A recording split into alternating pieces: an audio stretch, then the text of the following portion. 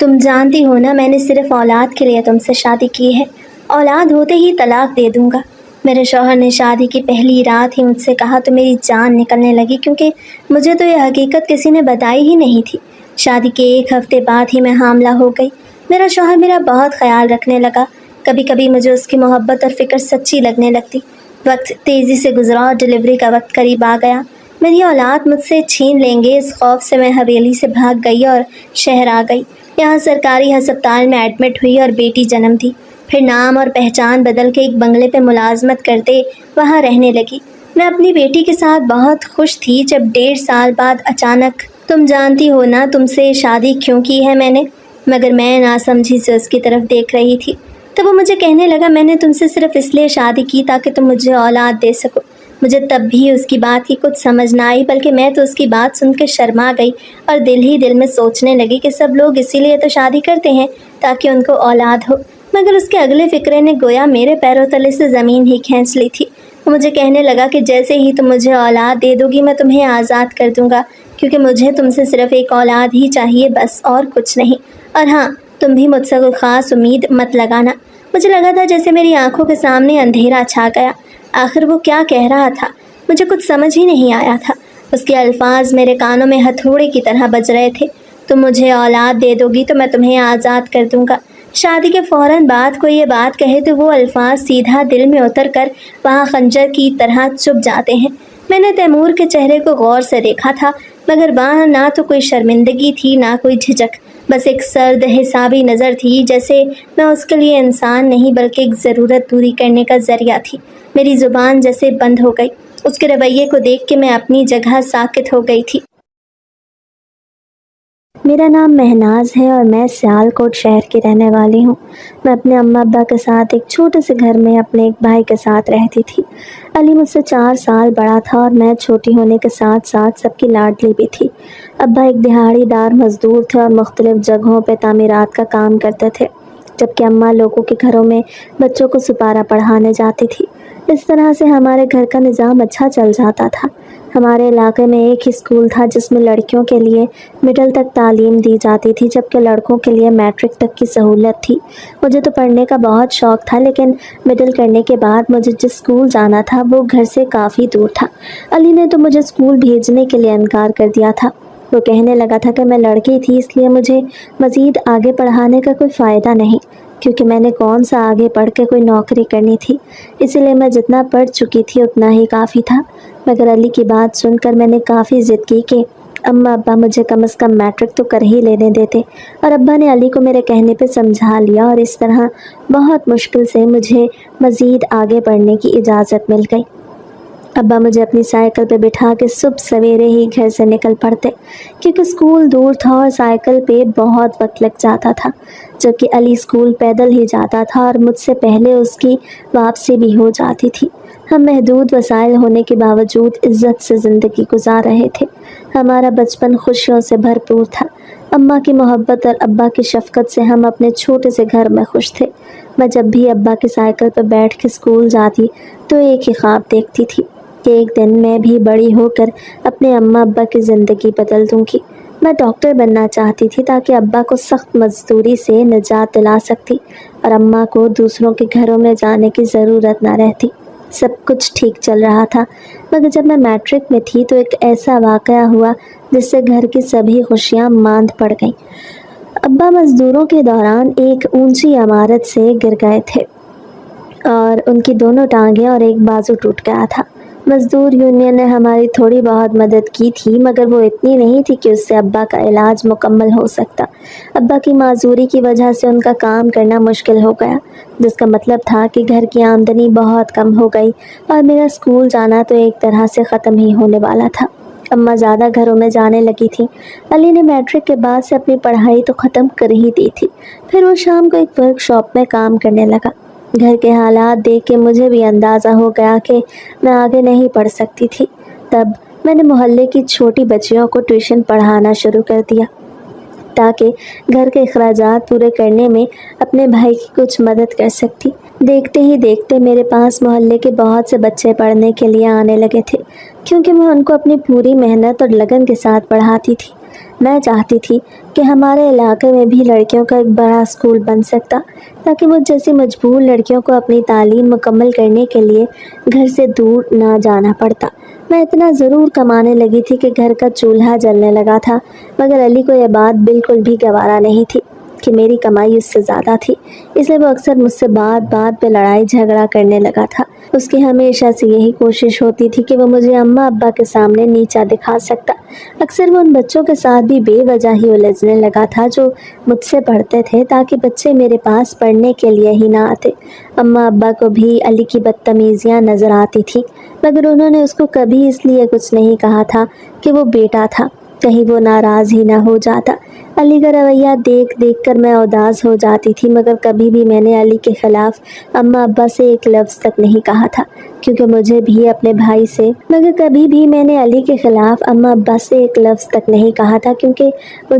بھائی سے بے حد محبت تھی۔ مجھے لگتا تھا شاید جب وہ میری محنت دیکھے گا تو اس کا دل بھی میرے لیے خود ہی نرم پڑ جائے گا، مگر میں یہ نہیں جانتی تھی کہ اس کے دل میں کیا چل رہا تھا۔ وہ تو ایسا کوئی بھی موقع ہاتھ سے نہ جانے دیتا جب مجھے اماں ابا کے سامنے غلط ثابت کر سکتا۔ تبھی اس کے ذہن میں نہ جانے کہاں سے میری شادی کا خیال آ گیا۔ اس وقت میری عمر 18 سال تھی جب اس نے اماں ابا پہ یہ دباؤ ڈالنا شروع کر دیا کہ وہ میرے لیے کوئی مناسب سا رشتہ دیکھ کر میری شادی کر دیتے۔ میں نے اپنے بھائی کو یہ سمجھانے کی بہت کوشش کی کہ ابھی میں شادی نہیں کرنا چاہتی، بلکہ اپنے محتاج باپ کا اور بوڑھی ماں کا سہارا بننا چاہتی تھی، کیونکہ وہ خود بھی تو ابھی کوئی مستقل کام نہیں کر رہا تھا۔ مگر گھر میں ہمیشہ سے وہی ہوتا آیا تھا جیسا علی چاہتا تھا۔ اس نے میری پڑھائی کو وجہ بنا کر اماں ابا کے سامنے رکھ دیا اور کہنے لگا کہ میرے کہنے پر آپ نے اس کو اسکول جانے سے تو روکا نہیں، اس لیے اب بھی وقت ہے، اس کی شادی کر کے اس کو اس کے گھر کا کر دیں۔ یہ نہ ہو کہ پڑھ لکھ کے یہ ہمارے سر پہ سوار ہو جائے اور ہماری عزت کو کسی کے پیروں تلے روند کر خود ہی کسی کے ساتھ گھر سے چلی جائے۔ اماں ابا کو بھی نظر آ رہا تھا کہ علی کی ورک شاپ کی کمائی اتنی نہیں تھی کہ گھر کا گزارا ہو سکتا، مگر وہ بھی بیٹے کی باتوں کے آگے مجبور ہو گئے اور اماں نے میرے لیے آس پاس کے علاقے میں کوئی رشتہ دیکھنا شروع کر دیا، کیونکہ وہ مجھے خود سے زیادہ دور نہیں بھیجنا چاہتی تھی۔ مجھے یہ بھی تسلی تھی کہ فی الحال تو اماں ابا میری منگنی ہی کر رہے تھے اور مجھے اتنا وقت مل سکتا تھا کہ میں کچھ پیسے بچا کے اماں کے ہاتھ میں رکھ دیتی، تاکہ وہ میرے جہیز کے لیے پریشان نہ ہوتی بلکہ میرے لیے چیزیں بنانا شروع کر دیتی۔ مجھے اتنا تو یقین ہو ہی گیا تھا کہ علی مجھے زیادہ دیر اس گھر میں رہنے نہیں دینا چاہتا تھا اور جلد از جلد مجھے رخصت کر دینا چاہتا تھا۔ میں نے اپنے بھائی کی ہر بات کو دل سے قبول کیا تھا، کیونکہ وہ میرا اکلوتا بھائی تھا اور اماں ابا کو اس پہ بہت مان تھا، اور میں اس کو غلط ثابت کر کے ان کا مان نہیں توڑنا چاہتی تھی۔ جیسے جیسے میں بڑی ہو رہی تھی، خوبصورت بھی ہوتی جا رہی تھی، جو بھی مجھے دیکھتا وہ مجھے جھٹ سے پسند کر لیتا، مگر علی کو اس کی پسند کے مطابق یا میرے جوڑ کا کوئی رشتہ مل ہی نہیں رہا تھا۔ وہ ہر ایک کو انکار کر دیتا اور اس طرح سے مجھے بھی زیادہ مہلت مل جاتی۔ علی میرے بارے میں بھی اس قدر حساس ہو گیا تھا کہ اگر میں کسی بچے سے زیادہ دیر باتیں بھی کر لیتی تب بھی وہ میرے سر پہ سوار ہو جاتا اور مجھ سے پوچھنے لگ جاتا کہ آخر میں اس بچے سے اتنی دیر کیا باتیں کر رہی تھی۔ مجھے تو سمجھ ہی نہیں آتا تھا کہ میں تو گھر بھر کی لاڈلی تھی، سب مجھ سے اتنا پیار کرتے تھے، پھر اچانک علی کو کیا ہو گیا تھا کہ وہ مجھ پر ہی شک کرنے لگا تھا اور میرے پل پل پہ نظر رکھنے لگا تھا کہ میرا سارا دن میں کیا کرتی تھی اور کس سے بات کرتی تھی۔ گھر سے تو میں پہلے ہی کم نکلا کرتی تھی، مگر پھر علی نے اماں کو خاص طور پر میرے حوالے سے ہدایت کی کہ میں گھر سے باہر اکیلی بلا ضرورت ہرگز بھی نہ جاؤں۔ مجھے سمجھ نہیں آتا تھا کہ آخر وہ مجھ پہ کس وجہ سے اتنا شک کرتا تھا، جو وہ پل پل مجھ پہ کڑی نظر رکھتا، یا جیسے اس کو لگتا تھا کہ میں کچھ غلط کر لوں گی۔ لیکن میں مطمئن تھی کیونکہ میں نے کبھی کچھ غلط نہیں کیا تھا، مگر میں اس بات سے بالکل انجان تھی کہ اگر میں نے کبھی کچھ غلط نہیں کیا یا میری نیت غلط نہیں تو میرے آس پاس کے لوگ میرے جیسے نہیں تھے، بلکہ اسی محلے کے کچھ لڑکے تھے جو مجھ پر نظر رکھے ہوئے تھے، اور مجھے بھی اس بارے میں معلوم نہیں تھا، جبکہ علی کو یہ خبر کہیں سے مل گئی تھی کہ کچھ لڑکے میرا راستہ دیکھتے تھے۔ تبھی تو علی ہر وقت مجھ پہ نظر رکھتا تھا۔ اس کو لگتا تھا کہ شاید میں نے ہی ان لڑکوں کو کوئی ایسا اشارہ کیا تھا جو وہ میرا راستہ دیکھتے تھے۔ علی مجھ پہ شک ضرور کرتا تھا اور مجھ پہ نظر بھی رکھتا تھا، مگر اس نے کبھی اپنی زبان سے مجھے کچھ نہیں کہا تھا، اور میں ہمیشہ یہی سمجھتی رہی کہ شاید میں اس کی اکلوتی بہن تھی، اس لیے اس کو میرا زیادہ خیال تھا اور وہ میرے بارے میں اتنا حساس ہو گیا تھا۔ آخرکار پھر علی نے ہی میرے لیے رشتہ پسند کر لیا تھا۔ اس لڑکے کا نام تیمور تھا اور وہ ملک سے باہر ملازمت کرتا تھا۔ اس کی چھوٹی سی فیملی تھی۔ اماں ابا اس سے مل کر بہت مطمئن ہوئے تھے، اس لیے انہوں نے میری منگنی کر دی اور منگنی کے 6 مہینے کے بعد شادی کی تاریخ بھی طے کر دی گئی۔ جیسے جیسے شادی کے دن قریب آ رہے تھے، مجھے اماں ابا کو چھوڑ کے جانے کا بہت دکھ تھا اور میں اداس رہنے لگی تھی، مگر میرے بھائی نے میری اداسی کو بھی ایک الگ ہی رنگ دے دیا اور مجھے کہتا تھا کہ آخر میں کس کے غم میں اتنا اداس رہنے لگی تھی۔ علی کی یہ بات سن کے تو میری برداشت ہی ختم ہو گئی، کیونکہ علی ہر بات کا مجھ پہ ہی الزام لگا دیتا تھا۔ اس نے تو مجھ پر بہت سی پابندیاں بھی بٹھا دی تھی، اس کے باوجود بھی وہ مجھ سے ایسی بات کرتا تھا جیسے میں کوئی بہت بڑا گناہ کر رہی تھی۔ شادی کی تیاریوں کے لیے مجھے اماں کے ساتھ ہر دوسرے دن بازار جانا پڑتا، کیونکہ گھر میں ہم 2 ہی تو عورتیں تھیں جنہوں نے سارے کام دیکھنے تھے۔ اس لیے میں اماں کے ساتھ شادی کی خریداری اور تیاری کے لیے بازاروں کے چکر لگانے لگی تھی۔ میری شادی کی وجہ سے اماں اور ابا کا دل تو بیٹھا جا رہا تھا، مگر علی ہی تھا جس کو سب سے زیادہ جلدی تھی کہ وہ مجھے گھر سے رخصت کر دیتا۔ اس کو اس بات کی کوئی پرواہ نہیں تھی کہ میں اس دہلیز سے ہمیشہ کے لیے رخصت ہونے والی تھی، بلکہ وہ تو ہر روز بس کوئی فائل لے کے بیٹھا نہ جانے کون سے حساب کتاب کرتا رہتا اور اس فائل کو سب سے چھپا کے بھی رکھتا۔ نہ جانے ان فائلز میں ایسا کیا تھا جب وہ کسی کو اس میں جھانکنے تک نہ دیتا۔ میں نے اس فائل سے اپنا دھیان ہٹا کے اماں کی مدد کرنا شروع کر دی، کیونکہ میں جانتی تھی کہ علی کسی سے کوئی چیز چھپاتا تھا تو پھر کوئی چاہے جتنی بھی کوشش کر لیتا اس کو کچھ نہیں ملتا تھا۔ مگر گھر میں شادی کی تیاریاں عروج پر تھیں۔ میں بظاہر ہر چیز میں حصہ تو لے رہی تھی، مگر میرا دل کہیں اور اٹکا ہوا تھا۔ میری نظریں بار بار علی پہ جا کے رک جاتی۔ وہ کمرے کے کونے میں ڈیسک کے پاس بیٹھا رہتا جیسے باہر کی دنیا سے اس کا کوئی لینا دینا ہی نہیں۔ شادی کا شور، مہمانوں کی باتیں، حتیٰ کہ میرے آنے جانے کا بھی اس پہ خاص اثر نہیں ہوتا تھا۔ بس وہ اپنی خاص بھوری فائل کھولتا، اس میں سے کاغذ نکالتا، کچھ نوٹ لکھتا، پھر کاغذ اندر رکھ دیتا۔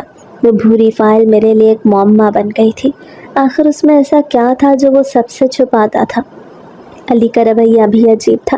جہاں باقی سب کے چہروں پر رخصتی کا غم یا کم از کم ایک اداسی کی لہر تھی، وہاں وہ الٹا خوش نظر آتا تھا، جیسے کوئی بڑا بوجھ اس کے کندھوں سے اترنے والا تھا۔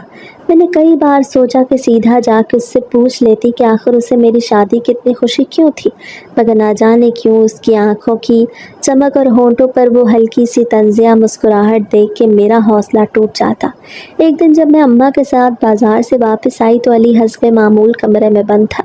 میں نے پانی کا گلاس میز پہ رکھا اور اماں کو کہنے لگی کہ میں ذرا علی سے بات کر لوں، مجھے اس سے کچھ پوچھنا تھا۔ اماں مجھے کہنے لگی کہ دیکھو، اس کے موڈ کا خیال رکھنا، تمہیں پتہ ہے نا وہ ناراض ہو گیا تو پھر دنوں تک بات نہیں کرتا۔ اور میں سر ہلاتی اس کے کمرے کی طرف بڑھ گئی۔ دروازہ آدھا کھلا ہوا تھا۔ میں نے اس کے پاس جا کے کہا کہ بھائی، مجھے تم سے ایک بات کرنی ہے، مگر اس نے بس اتنا کہا کہ میں مصروف ہوں، ابھی نہیں، بات میں۔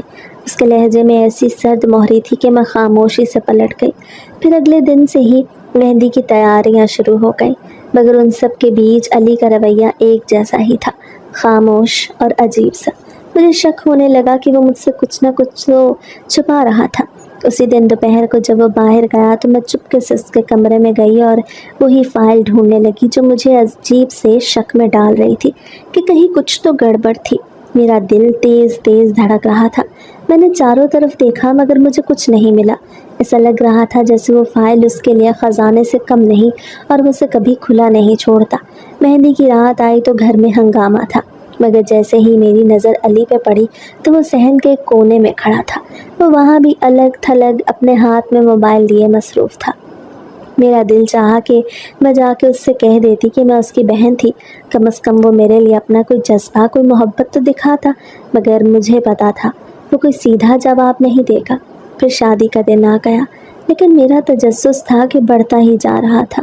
علی کمرے کے اندر آیا تو اس کے ہاتھ میں وہی فائل تھی جو وہ اماں سے کہنے لگا کہ میں ذرا باہر جا رہا ہوں، شام تک آ جاؤں گا۔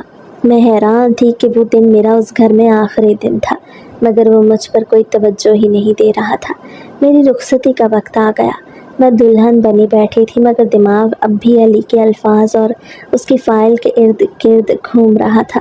میرا بھائی ایک کونے میں کھڑا تھا اور اس کی آنکھوں میں کچھ عجیب سا تھا۔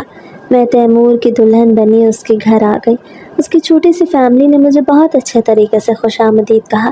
سب مجھ سے بہت اچھے طریقے سے ملے اور میں بھی خوش تھی کہ سب ٹھیک ہو گیا۔ میں تیمور کے انتظار میں بیٹھی تھی۔ وہ میری شادی کی پہلی رات تھی اور میں بہت خوش تھی۔ میرے دل میں بہت سی خواہشات تھیں، مگر میں نہیں جانتی تھی کہ میرے سب ارمانوں پر پانی پھیرنے والا تھا۔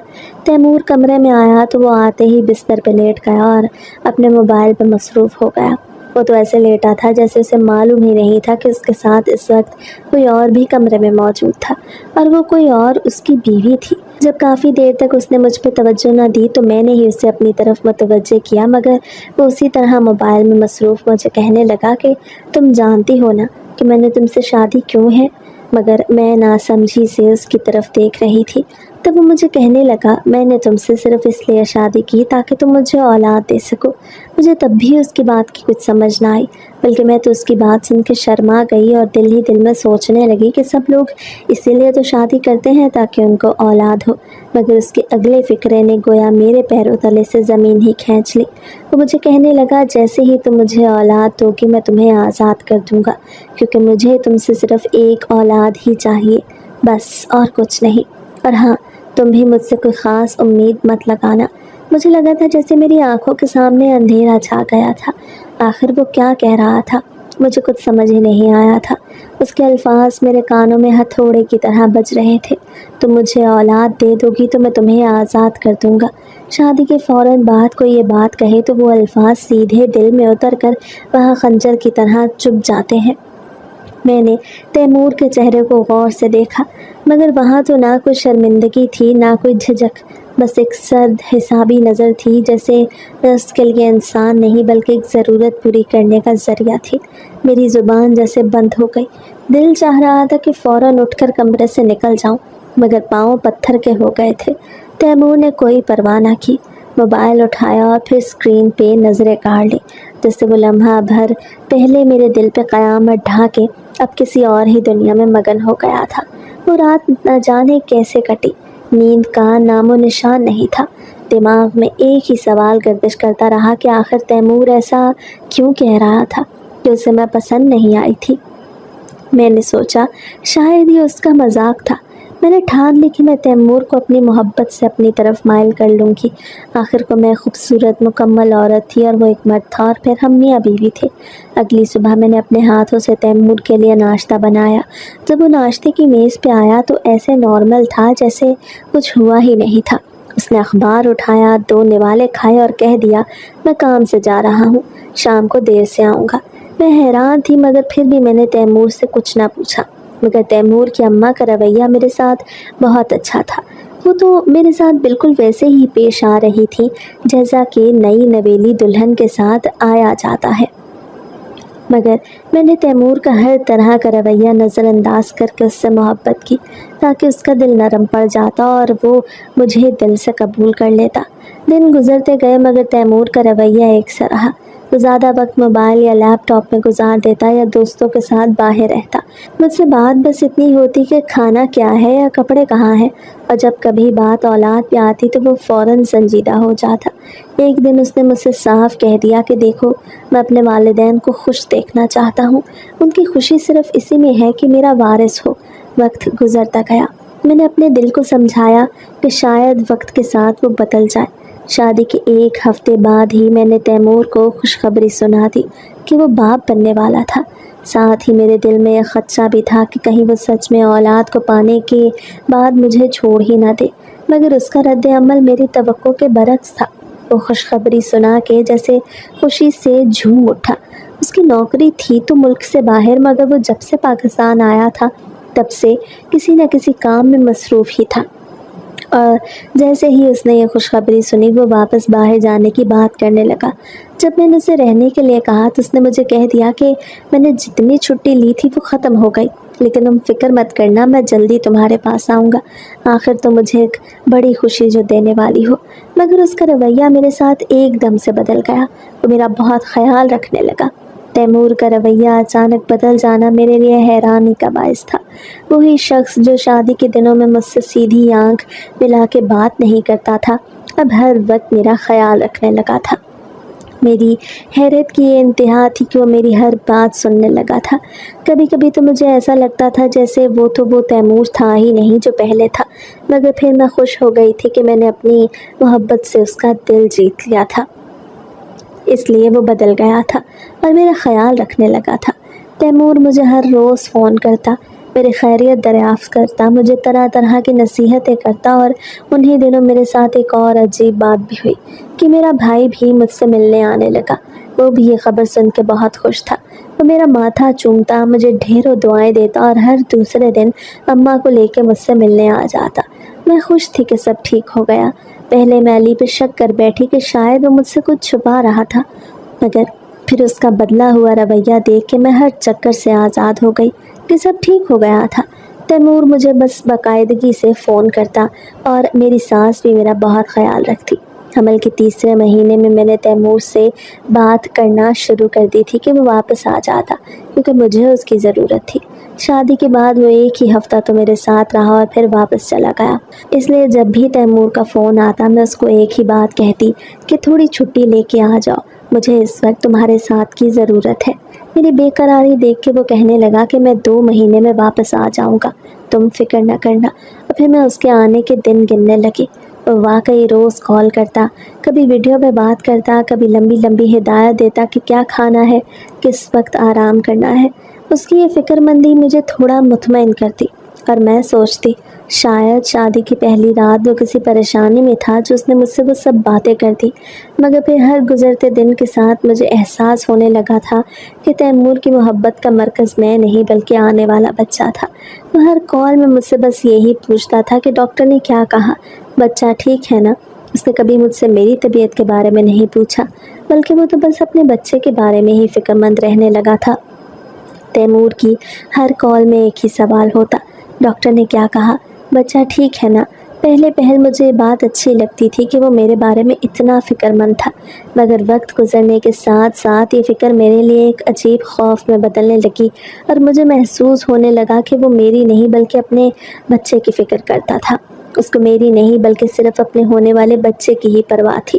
جب بھی وہ بچے کا ذکر کرتا مجھے اس کے لہجے میں ایک عجیب سی سنجیدگی اور اجنبیت محسوس ہوتی، جیسے وہ بچہ میرا نہیں بلکہ صرف اس کا تھا۔ میں نے کئی بار دل ہی دل میں سوچا تھا کہ شاید میں وہم کر رہی تھی، مگر پھر جب ایک دن اس نے فون پہ مجھے کہا کہ بس دعا کرنا کہ سب خیر خیریت سے ہو، جب میرا بچہ دنیا میں آ جائے گا تو میں اسے باہر لے جاؤں گا، اسے اچھی تعلیم دوں گا، وہی وہ لمحہ تھا جب اس کے الفاظ میرے دل میں تیر کی طرح لگے۔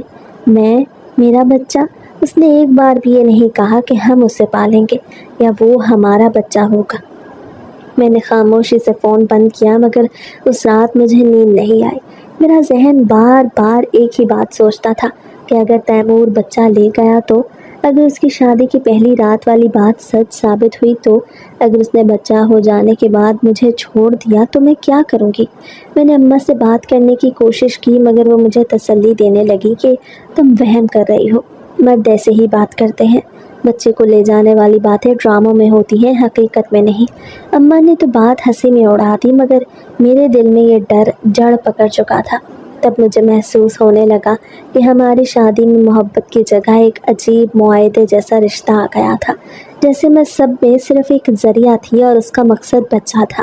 جب 7واں مہینہ شروع ہوا تو تیمور نے بتایا کہ وہ جلد واپس آ رہا تھا، مگر صرف چند دنوں کے لیے، کیونکہ اس نے مجھے کہا تھا کہ میں آؤں گا، تمہیں ہسپتال لے جاؤں گا اور بچے کی پیدائش کے بعد پھر مجھے واپس جانا پڑے گا۔ اور جب میں نے اس سے پوچھا کہ میرے ساتھ وقت گزارو گے تو وہ چپ ہو گیا، اور پھر وہ خاموشی ہی تھی جس نے مجھے سب کچھ بتا دیا، اور میں فیصلہ کر چکی تھی کہ مجھے کیا کرنا تھا۔ آخر کار وہ آ گیا۔ میں نے سوچا کہ شاید وہ بدل گیا ہوگا، مگر اس کا سوال بچے سے شروع ہو کے بچے پہ ہی ختم ہو جاتا تھا، جیسے میں موجود ہی نہ ہوں۔ جب آخری دن قریب آ گئے تو میری طبیعت بہت خراب رہنے لگی، مگر تیمور زیادہ تر وقت باہر رہتا۔ ایک رات میری طبیعت اچانک بگڑ گئی۔ ساس نے فوراً ہسپتال لے جانے کا انتظام کیا۔ تیمور کو کال کی مگر اس نے دیر سے فون اٹھایا اور بس اتنا کہا کہ میں آ رہا ہوں۔ جب میں ہاسپٹل پہنچی تو مجھے یہ معلوم ہوا کہ ابھی میری ڈیلیوری میں کچھ دن باقی تھے، مگر میں نے اپنی ساس کو کہہ دیا کہ ڈاکٹر آپریشن کا کہہ رہے تھے۔ میری ساس آپریشن تھیٹر کے باہر بیٹھ کے انتظار کرنے لگی اور میں موقع دیکھ کے ہسپتال سے نکل گئی۔ میں جانتی تھی کہ اس وقت گھر میں کوئی بھی نہیں تھا، کیونکہ ساس ہسپتال میں تھی اور تیمور بھی کہیں ہسپتال کے راستے میں ہی تھا۔ میں جلدی سے گھر پہنچی اور گھر پہنچ کے میں نے اپنا کچھ ضروری سامان لیا، گھر سے نکل کے شہر کی طرف چل پڑی، کیونکہ مجھے کتنی جلدی ہو سکتا تھا تیمور سے دور جانا تھا۔ جب تک تیمور اور ساس کو اندازہ ہوتا کہ میں ہسپتال میں نہیں تھی، تب تک میں شہر کے ایک سرکاری ہسپتال پہنچ چکی تھی۔ 2 دن بعد میں نے ایک بیٹے کو جنم دیا۔ بہت چھوٹا تھا، جیسے ابھی دنیا کا بوجھ اٹھانے کے لیے تیار نہ تھا، مگر جب میں نے اسے اپنی باہوں میں لیا تو مجھے لگا جیسے میں نے اپنی پوری زندگی کی سب سے بڑی فتح حاصل کر لی تھی۔ اس کے رونے کی آواز نے میری آنکھوں سے آنسو بہا دیے۔ خوف، خوشی اور سکون سب ایک ساتھ۔ میرا بچہ دنیا میں آ چکا تھا، مگر میرے پاس رہنے کو کوئی ٹھکانہ نہیں تھا۔ تب میں سیدھا اپنی ماں کے گھر پہنچی، کیونکہ مجھے یقین تھا کہ اماں ابا میرا دکھ سمجھیں گے اور جب ان کو تیمور کی حقیقت کا پتہ چلے گا تو وہ میرا ہی ساتھ دیں گے۔ مگر جب اماں نے دروازہ کھولا تو میری حالت دیکھ کے ایک لمحے کو وہ پتھر کی ہو گئی۔ ان کی آنکھوں میں آنسو آ گئے، مگر چہرے پہ فکر کی گہری لکیریں بھی تھیں۔ مجھے کہنے لگیں کہ یہ تم نے کیا کر دیا؟ میں نے ننھے یاسر کو سینے سے لگائے ماں سے بس اتنا کہا کہ ماں، میں تیمور کے پاس واپس نہیں جاؤں گی، نہ ہی اسے اپنا بچہ دوں گی۔ اماں نے میرے ہاتھ سے بچے کو لیا، اس کی پیشانی پہ بوسہ دیا اور مجھے کمرے میں لے گئی، مگر سکون کے یہ چند لمحے زیادہ دیر تک نہ ٹکے۔ شام کو جب علی گھر آیا اور اس نے جیسے ہی مجھے بچے کے ساتھ بیٹھا دیکھا تو اس کی آنکھوں میں غصے کی آگ بھڑک اٹھی اور وہ مجھے کہنے لگا کہ یہ کیا ڈرامہ ہے؟ تیمور تمہارا شوہر ہے اور یہ بچہ اس کا ہے، تم اسے اس سے چھین کر یہاں نہیں رکھ سکتی، اس لیے بہتر ہے کہ اس کے پاس واپس جاؤ۔ میں نے علی کو سب کچھ بتا دیا کہ تیمور مجھ سے میرا بچہ چھین کے مجھے طلاق دے دے گا، اس لیے میں واپس نہیں جاؤں گی، لیکن وہ آگ بگولا ہو گیا۔ تم جانتی ہو نا، تیمور تمہیں چھوڑ دے گا، یہ عزت کا سوال ہے، لوگ کیا کہیں گے؟ تمہیں فوراً بچہ لے کے تیمور کے پاس جانا ہوگا۔ اس کے بعد علی نے اماں ابا پہ دباؤ ڈالنا شروع کر دیا کہ مجھے اور بچے کو تیمور کے گھر واپس بھیج دیا جائے، مگر میں وہاں واپس نہیں جا سکتی تھی، اس لیے رات کو جب سب سو گئے تو میں نے دل میں ایک فیصلہ کر لیا کہ میں وہاں بھی محفوظ نہیں تھی۔ علی کے دباؤ کا مطلب تھا کہ جلد یا بدیر وہ مجھے زبردستی تیمور کے پاس واپس بھیج دے گا۔ میں نے بچے کو کمبل میں لپیٹا، ایک چھوٹا سا بیگ اٹھایا اور خاموشی سے گھر کا پچھلا دروازہ کھول کے نکل گئی۔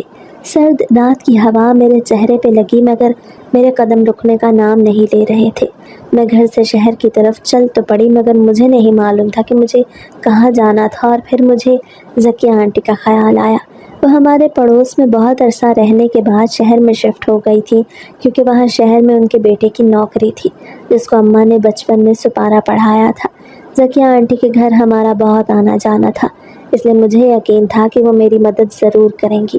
میں نے بہت مشکل سے ان کا پتہ ڈھونڈا اور ان کے بڑے سے عالی شان گھر میں پہنچ گئی اور ان کو جا کے ساری کہانی سنا دی۔ انہوں نے وعدہ کیا کہ وہ میری مدد کریں گی۔ انہوں نے مجھے اپنے بڑے سے گھر میں رہنے کے لیے جگہ دی، مگر مجھ سے یہ برداشت نہیں ہو سکا کہ میں ان پہ کسی قسم کا بوجھ ڈالتی، اس لیے میں ان کے گھر کے چھوٹے موٹے کام کرنے لگی، جس کے بدلے انہوں نے مجھے رہنے کے لیے ایک چھوٹا سا کمرہ اور پیٹ پالنے کے لیے 2 وقت کا کھانا دیا، اور میرے لیے وہ بھی بہت تھا۔ میں گھر کے چھوٹے موٹے کام کرنے لگی، برتن دھونا، سبزی کاٹنا، کپڑے طے کرنا، تاکہ میرے دل کو یہ اطمینان رہتا کہ میں صرف مہمان نہیں بلکہ ان کے گھر میں اپنا حصہ ڈال رہی تھی۔ ذکیہ آنٹی اکثر میرے بیٹے کو گود میں لے کے پیار کرتی اور میں چپ چاپ دیکھتی رہتی، مگر رات کے سناٹے میں جب سب سو جاتے میرے اندر ایک عجیب سی بے چینی جاگ جاتی۔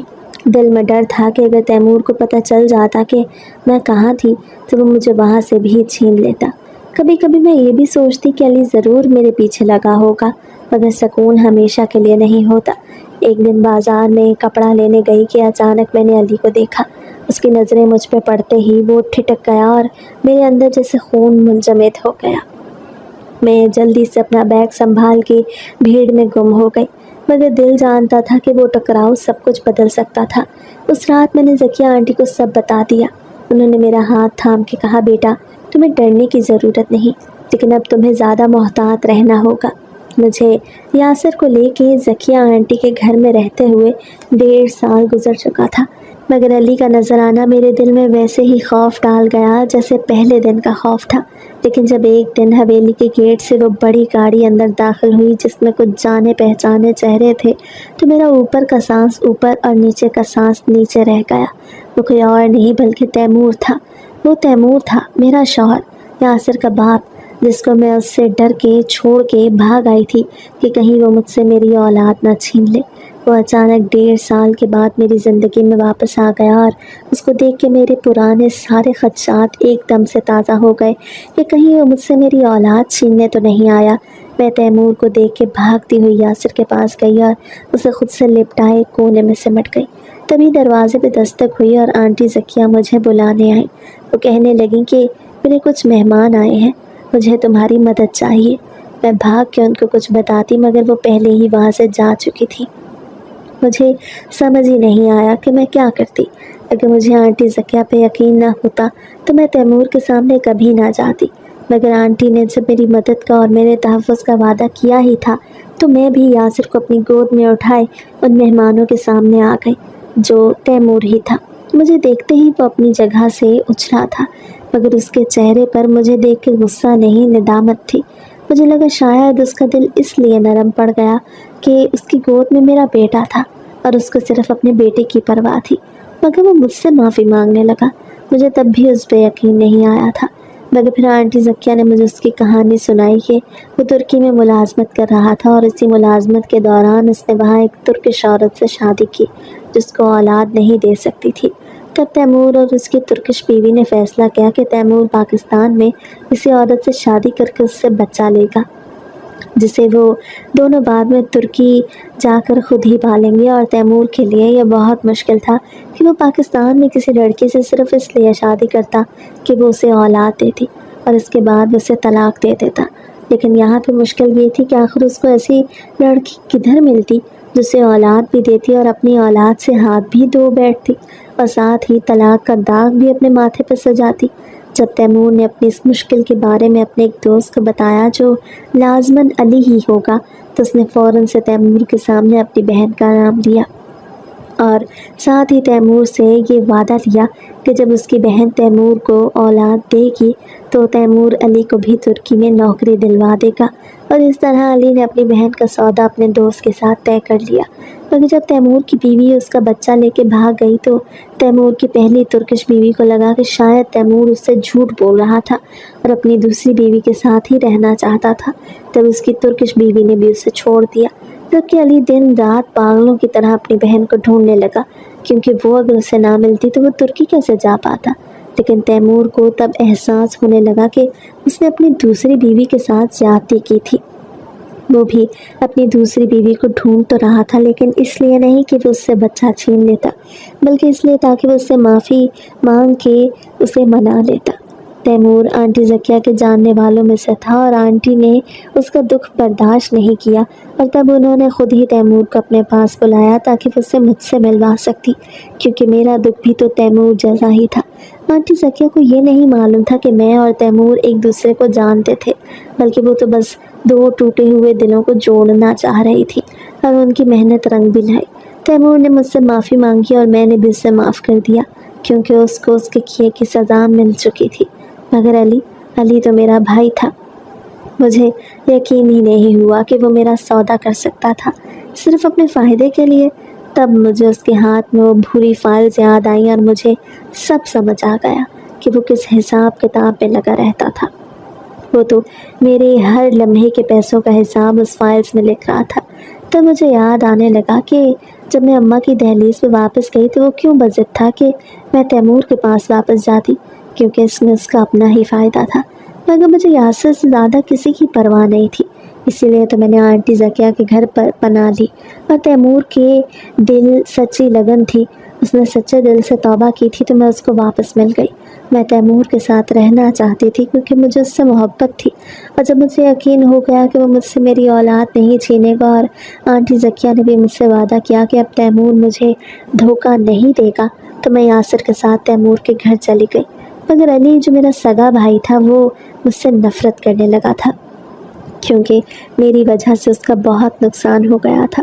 وہ جو ترکی جانے کے خواب آنکھوں میں سجائے بیٹھا تھا وہ ادھورے ہی رہ گئے تھے۔ مگر مجھے بھی پھر علی کی کوئی پرواہ نہیں رہی۔ جب اس نے بہن بھائی کے مقدس رشتے کا خیال نہیں کیا تو میں اس کی پرواہ کیوں کرتی؟ آج مجھے اور تیمور کو ایک ساتھ 4 سال ہو گئے ہیں۔ تیمور میرا بہت خیال رکھتا ہے۔ میں جب بھی اماں ابا سے ملنے جاتی ہوں تو علی کی نگاہوں میں مجھے اپنے لیے وہی تپش محسوس ہوتی ہے جو 4 سال پہلے ہوتی تھی۔ لیکن جب تک تیمور میرے ساتھ ہے مجھے علی سے ڈرنے کی ضرورت نہیں۔ لیکن ایک بات پہ میرا دل ضرور دکھتا ہے کہ علی جیسے بھائی ہی ہوتے ہیں جن کی وجہ سے ان کی بہنوں کی زندگیاں برباد ہو کے رہ جاتی ہیں، مگر معاشرہ پھر بھی مرد کو ہی بے قصور سمجھتا ہے، کیونکہ سزا کی مستحق تو صرف عورت ہی ہوتی ہے۔